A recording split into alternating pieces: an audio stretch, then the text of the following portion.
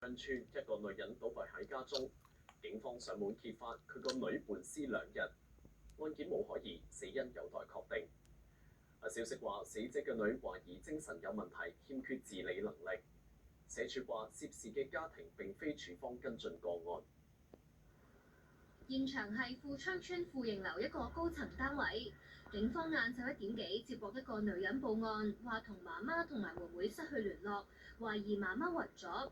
消防同救護到場，發現報案人66歲嘅媽媽倒斃喺單位入面，死因有待確認。而報案人34歲嘅妹妹喺屋內冇受傷，由救護車送往明愛醫院檢查。據了解，報案人嘅爸爸前年過身，留低媽媽同埋妹妹同住喺富盈樓嘅單位。媽媽有糖尿病同埋高血壓多年，而妹妹懷疑有精神分裂嘅問題。報案人星期6朝頭早曾經返過屋企探望媽媽同埋妹妹，當時媽媽冇異樣。星期1有親戚嚟探望，但係敲門冇人回應，通知報案人。消息指警方同埋消防上門嘅時候係妹妹開門，警方查問之後相信媽媽星期6晏晝坐喺梳化之後就冇反應，死因有待確認。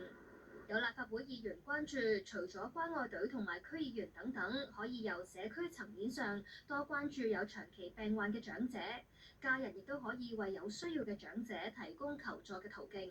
可能屋企人以後知道，譬如呢啲嘅所謂叫獨居或者同一啲相對自理能力冇咁好，會唔會一早都裝到平安鐘俾佢啊？或者其他一啲嘅方法，令到佢就算喺突然間有需要救助嘅時候，可以撳一個掣都可以攞到幫助啦。我諗日後我哋如果喺機制上面可以互通咗多啲嘅資料咧，其實可以早啲能夠知道呢個家庭可能唔係一定淨係依個環境嘅，起碼平常嘅日常嘅生活啊，各方面都可以需要關顧多少少。